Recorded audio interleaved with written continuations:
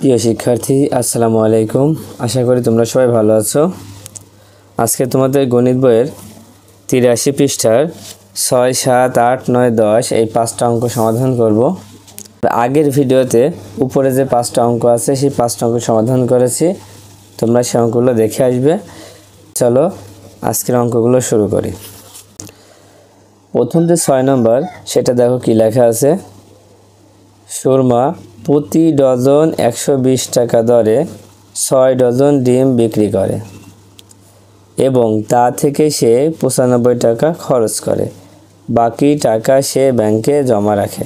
তাহলে সে কত টাকা ব্যাংকে জমা রাখে? অঙ্কটা পড়ে যদি তুমি বুঝতে পারো তাহলে মনে হবে যে অঙ্কটা খুবই সহজ। আগে বুঝতে হবে সুরমা প্রতি ডজন মানে কি? 1 ডজন। তাহলে 1 ডজন 120 টাকা দামে সে 6 ডজন ডিম বিক্রি করে। মানে 1 ডজন ডিমের দাম হচ্ছে 120 টাকা। তাহলে 6 ডজন ডিমের দাম কত হবে সেইটা আগে কিন্তু বের করতে হবে। এটা কি করতে হবে? এটা হচ্ছে গুণ করতে হবে, কারণ 1 ডজন ডিমের দাম যদি 120 টাকা হয়, 6 ডজন ডিমের দাম অনেক বেশি হবে, তাই গুণ করতে হবে। এবার গুণ করে যে টাকাটা হবে সেই টাকা থেকে সে 95 টাকা খরচ করে। যে টাকা হবে গুণ করে 95 টাকা কী করে? খরচ করে। তাহলে বাকি টাকা সে ব্যাংকে জমা রাখে। সে কত টাকা ব্যাংকে জমা রাখে? তাহলে প্রথম কি কাজ করতে হবে? প্রথমে 120 আর 6 গুণ করতে হবে। তাহলে কিভাবে লিখব? 1 ডজন ডিমের দাম 120 টাকা, অতএব 6 ডজন ডিমের দাম 120 গুণ 6। এবার গুণ করে দিই। 6 0 0, 6 দুখানি 12, 12 2 হাতে 1, 6 1 6 আর 1 7। তাহলে কত? 720 টাকা। তার মানে 1 ডজন ডিমের দাম যদি 120 টাকা হয়, তাহলে 6 ডজন ডিমের দাম হচ্ছে 720 টাকা। তাহলে 720 টাকা সে ডিম বিক্রয় করে।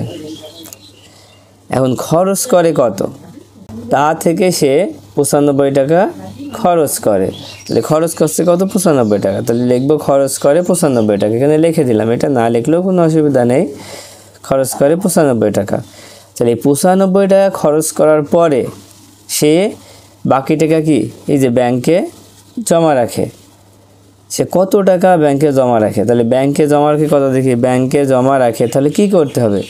এই যে 720 টাকা ডিম বিক্রয় করলো, এটা থেকে যে টাকা খরচ করেছে সেই টাকাটা বিয়োগ করে দেব। বিয়োগ করে দিলেই কি উত্তরটা হয়ে যাবে। তাহলে 720 বিয়োগ 95, এটা যদি বিয়োগ করি 5 আর এই শূন্যকে আমরা 10 ধরি, 10 থেকে 5 বিয়োগ করলে 5, এখানে হাতে থাকে 1, 1 আর এই 9 কত হবে? 10।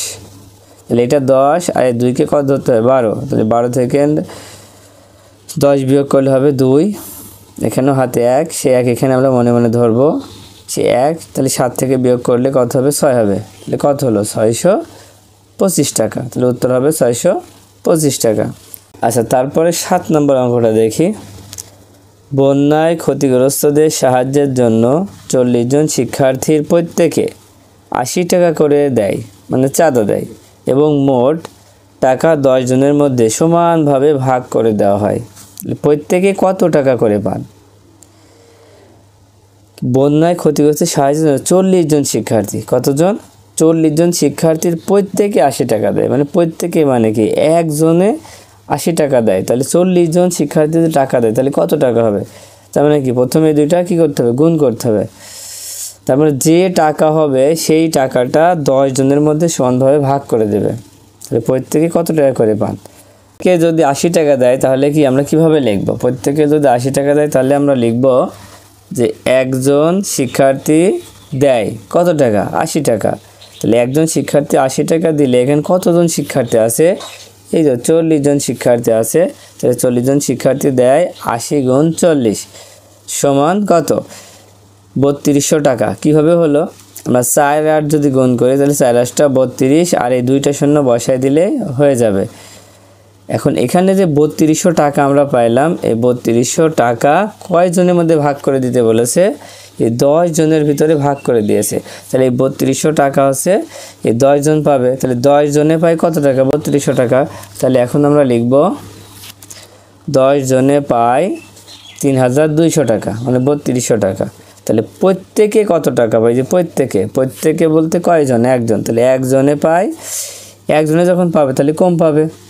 10 জনে যদি 3200 টাকা পায় মানে 3200 টাকা পায়, তাহলে একজনে অনেক বেশি পাবে, তাহলে একজনে কি অনেক কম পাবে। তাহলে কম পাইলে কী হবে, বিয়োগ করতে হবে। তাহলে 3200 ভাগ 10, তাহলে বিয়োগ করলে কত হবে, এই যে একটা শূন্য বাদ দিয়ে যা থেকে তাই বসায় দিলে হয়ে যাবে কত, 320 টাকা। তাহলে উত্তর হবে 320 টাকা। এবার 8 নম্বর, লুনা বছরে 1800 টাকা বৃত্তি পায়। সে বৃত্তির টাকা থেকে প্রতি মাসে 55 টাকা হিসাবে মাটির ব্যাংকে জমা রাখে এবং বাকি টাকা খরচ করে। সে মাসে কত টাকা খরচ করে? লুনা বছরে 1800 টাকা বৃত্তি পায়, বছরে পাচ্ছে 1800 টাকা। সে বৃত্তির টাকা থেকে প্রতি মাসে 55 টাকা খরচ, মানে সে প্রতি মাসে 55 টাকা মাটির ব্যাংকে জমা রাখছে। এখানে আছে বছরে, এখানে আছে মাসে, তাহলে আগে মাসকে বছরে বানাতে হবে না বছরকে মাসে বানাতে হবে, কিন্তু এখানে শেষে বলছে মাসে কত টাকা খরচ করে, তার মানে কি সব মাসে বানানোই ভালো। প্রথম লাইনে আছে লুনা বছরে 1800 টাকা বৃত্তি পায়, তাহলে বছরে যদি 1800 টাকা বৃত্তি পায় তাহলে মাসে কত টাকা বৃত্তি পায় সেটা আগে বের করব। তো আমরা জানি 1 বছর সমান 12 মাস, তাহলে লুনা যে 1800 টাকা পাচ্ছে এটা হচ্ছে 12 মাসে পাচ্ছে, তাই লিখব 12 মাসে বৃত্তি পায় 1800 টাকা।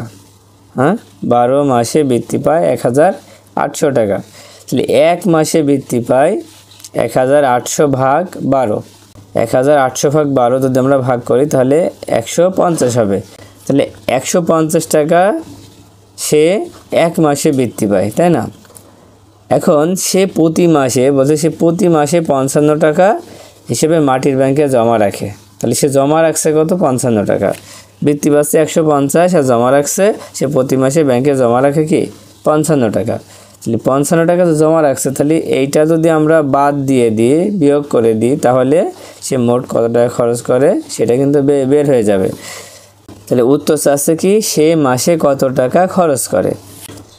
তো আমরা লিখব প্রতি মাসে খরচ করে, ওই যে 150 থেকে 55 বিয়োগ করলে উত্তর হয়ে যাবে। তাহলে 150 বিয়োগ 55 টাকা, তাহলে বিয়োগ করলে কত আছে, 95 টাকা।